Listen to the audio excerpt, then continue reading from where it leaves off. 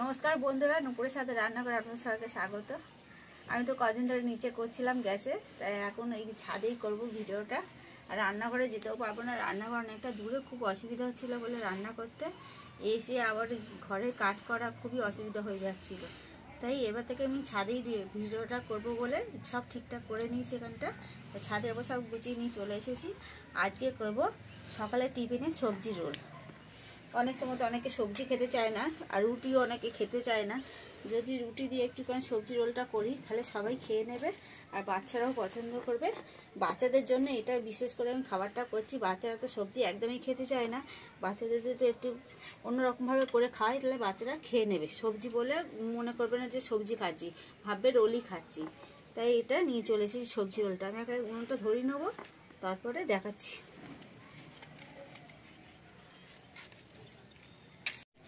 আমি এখানে উনুনটা জেলে দিয়েছি, দিয়ে কড়াটা বসিয়ে দিচ্ছি গরম করতে।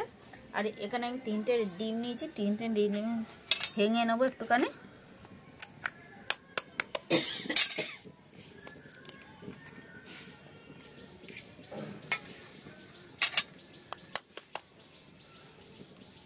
আপনারা চাইলে 2টো ডিমও করতে পারেন। আমি এখানে 3টে ডিম নিয়েছি, 3টে ডিমেই আমার হয়ে যাবে এই রোলটা করা।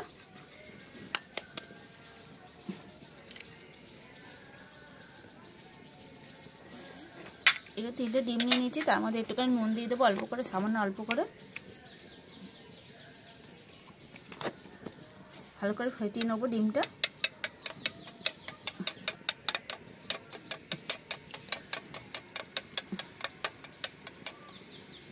ডিমটা ফেটিয়ে নিয়েছি ভালোভাবে। আর আমার এখানে কড়াটা ভালোভাবে গরম হয়ে গেছে। কড়ার মধ্যে একটু সাদা তেল দিয়ে দিচ্ছি। আমি এটা সাদা তেলে করছি, আপনারা চাইলে সর্ষের তেলেও করতে পারবেন। আমি এটা সাদা তেলেই করে নিচ্ছি।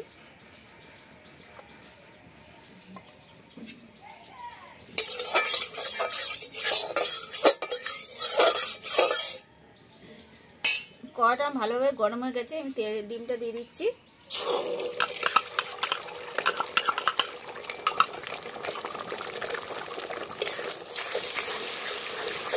দুটো করে নেবো। আমার ডিমটা ভাজা হয়ে গেছে বলে তাই ডিমটা এখানে তুলে নিয়েছি, পাশে এই থালার মধ্যে রেখে দিয়েছি ডিমটা। আবার একটু তেল দিয়ে দেবো সামান্য অল্প করে।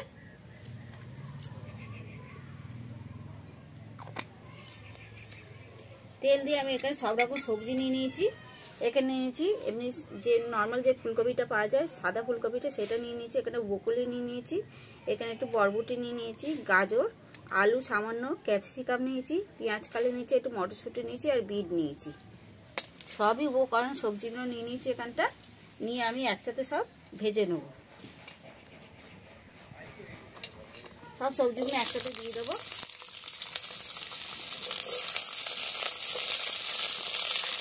আমার সবজি কটা ভালোভাবে ভাজা হয়ে গেছে। দেখুন এরকম করে সবজি কটা ভেজে নিয়েছি। একটু সবজিটা ভালো করে ভালোই খেতে ভালো লাগছে। এই সবজিটা ভালো করে আমি আগে থেকে ভেজে নিলাম। এবার সবজির মধ্যে কিছু উপকরণ দিয়ে দেবো। এবার অল্প করে সামান্য নুন দিয়ে দিচ্ছি, অল্প করে একদম নুনটা দিয়ে দিলাম। আর যেখানে যে ডিমটা ঝুরঝুর করে ভেজে রেখেছিলাম সেই ডিমটা এবার দিয়ে দেবো এতে। ডিমটা দিয়ে দিচ্ছি।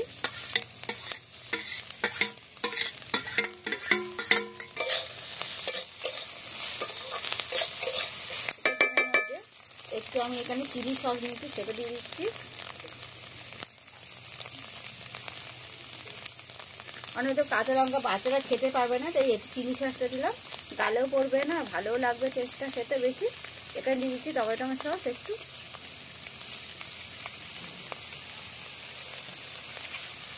টমেটো সস দিয়ে দিচ্ছি। আর দিয়ে দেবো একটুখানি অরিগানো দিয়ে এবার ভালো করে একটু নেড়ে নেবো।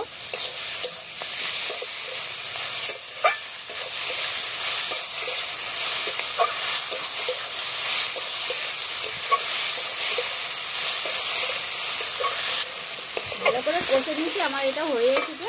এবার ওপর থেকে একটু ধনে পাতা দিয়ে দিচ্ছি। ধনে পাতাটা দিয়ে এরকম নেড়ে নেবো।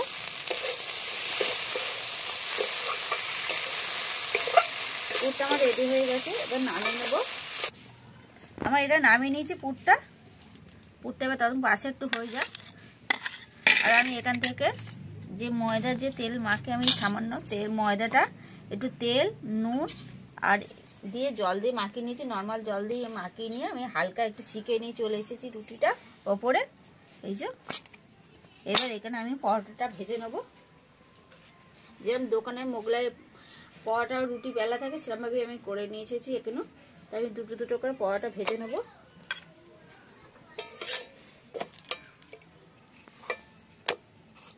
আমি এখানে কড়াইয়ের মধ্যে করছি, আপনারা চাইলে চাটুর মধ্যেও করতে পারেন এটা। আমি পরোটা এখানে ভেজে নিয়ে আপনাদের দেখাচ্ছি। আমি পরোটা এখানে ভেজে নিয়েছি, নিয়ে এখানে নামিয়ে নিয়েছি। আর এখানে গোটাও তো আমার করাও হয়ে গেছে। আগে আপনাদের কাছে একটা করে দেখাচ্ছি কেমন করে করতে হবে। আর এখানে যে পুরটা আমি নিয়ে নিয়েছি, পুরে এখানে পরোটাটা ভেজে নিয়ে নিয়েছি একটা কাগজের ওপরে। এখানে আমি বাটার পেপার নিয়ে নিয়েছি, তারপর নিয়ে নিয়েছি আমরা চাইলে খাতার পিসটা নিতে পারি ঘরে থাকলে।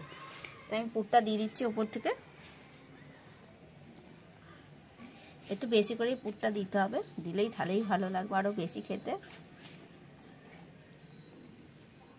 রোলে আমরা সবসময় জানি একটু পুর বেশি হলেই ভালো লাগে খেতে। পুরটা সবটাই দিয়ে দিয়েছি এখানটা। এবার একটুখানি সস দিয়ে দেবো ওপর থেকে। এটা এমনি সস দেওয়াই আছে, আপনারা চাইলে একটুখানি সসও দিতে পারেন। বাচ্চারা তো একটু সস খেতে বেশি পছন্দ করে, তাই ওপর থেকে একটু সস দিয়ে দিচ্ছি। দিয়ে এবার মুড়ে নেবো আস্তে করে।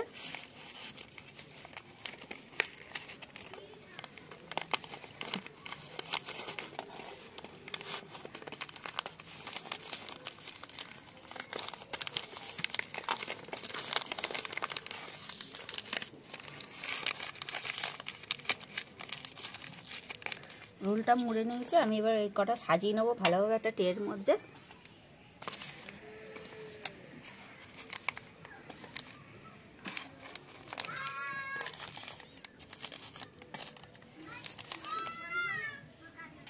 রোলটা তো আমি পুরো ট্রের মধ্যে তুলে নিয়েছি আর এখানে সাজিয়েও নিয়েছি। আর কত সুন্দর হয়েছে দেখুন, পুরটা পুর ভর্তি একদম রোলের মধ্যে।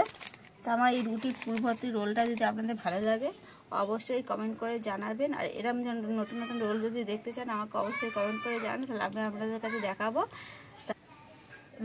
রোলের রেসিপিটা সাবস্ক্রাইব করে 5 টাকা বেল আইকনটি প্রেস করে দেবেন। আর নতুন রেসিপি নিয়ে পরের ভিডিওতে দেখা হবে।